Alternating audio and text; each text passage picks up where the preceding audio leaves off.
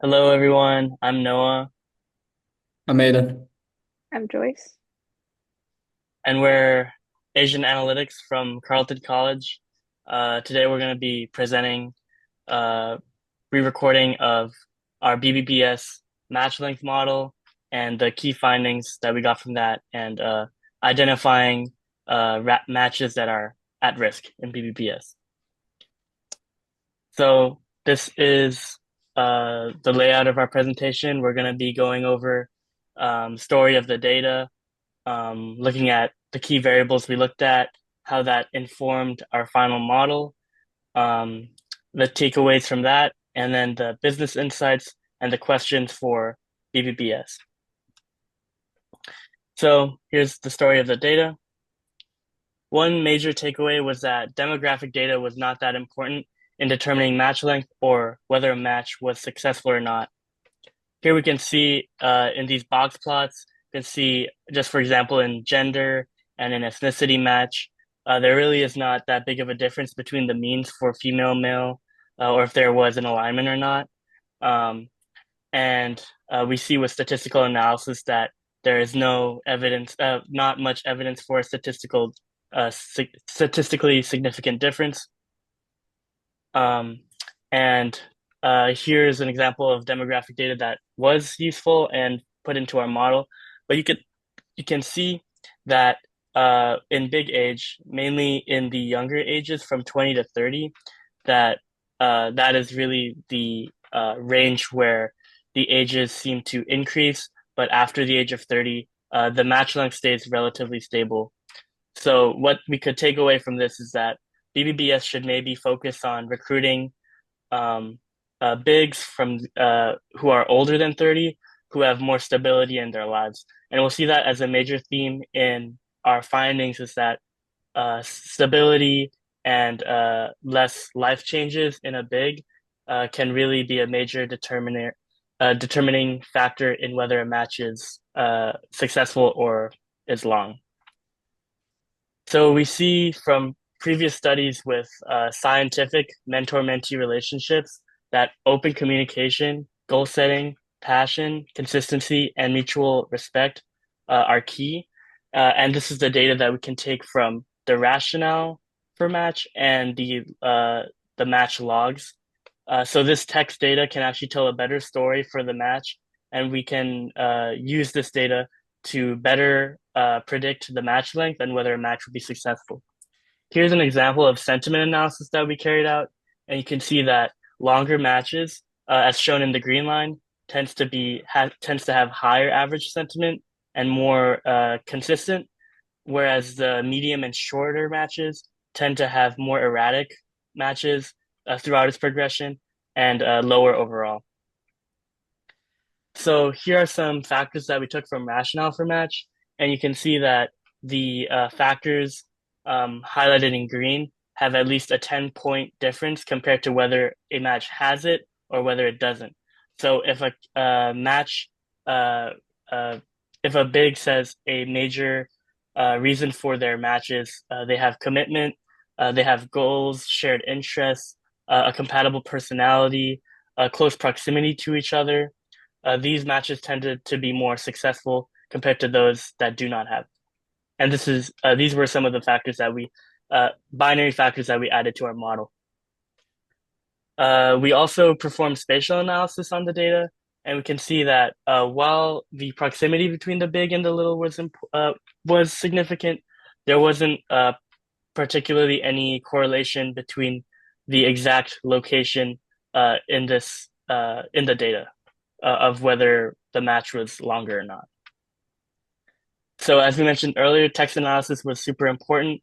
Here is an example of the match length over time. You can see throughout the years, the longer matches tended to have consistently higher match sentiments compared to the shorter ones.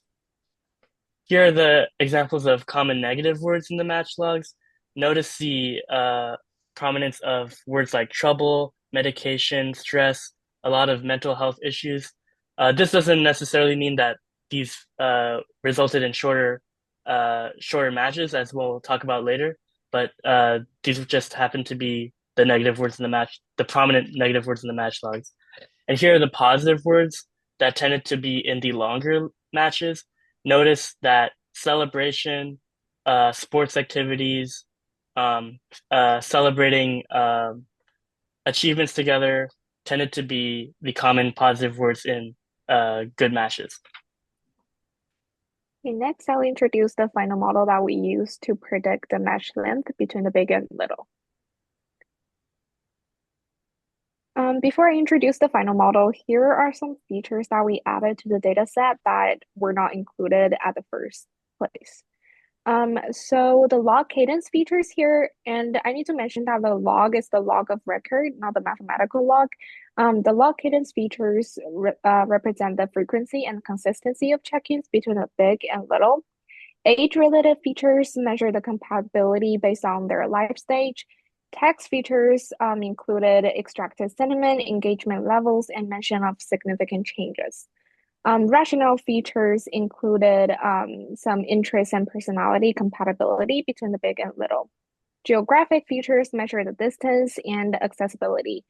And economic indicators that we included accounted for external factors in the market that might affect those matches. So for the final model, we tried different models, including ridge regression, proportional hazard model, which is a survival model, boosting, and random forest. And at the end, we chose random forest as our modeling approach for a few reasons. So for the parametric models, they always assume a lot of assumptions for the data set, but our data set here is not adequate for all of those assumptions. And next, the survival model is appropriate for time to event data, but it cannot capture the complex relationship between the variables in the data set. So finally, we tried a random forest, and it has the advantage of capturing high dimensional settings across variables in a data set. And also the bootstrap sampling make this approach less prone to overfitting. So this model allows us to identify some nonlinear relationships in the data. Next, we can see the variable importance plot from the random forest.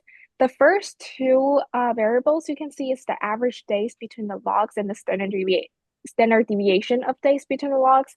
And those are very closely related with the communication patterns between the big and little. So as mentioned before, that demographic variables are not as important as the communication patterns. And also for the economic features, it's a moderate variable. It contributed something, but not a very important one.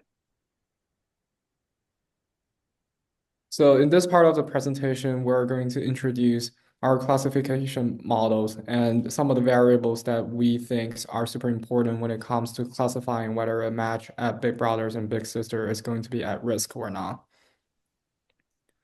So before diving into the final classification model we have built, we build a preliminary mixed level logistic model and have identified some of the very important factors when it comes to classifying whether a match is going to be at risk or not. And first of all, our first finding is that there's a clustering effects involved in individual matches. So basically, the implication of this result tells us that if a big consistently fails matches before, this person will fail the future matches. And when you look at the variables we listed, the first three, age difference, personality compatibility, and geographic proximity, are the three variables that we think are the ones that's going to enhance the sustainabilities and also increase the chance of whether a match is going to be in a healthy state.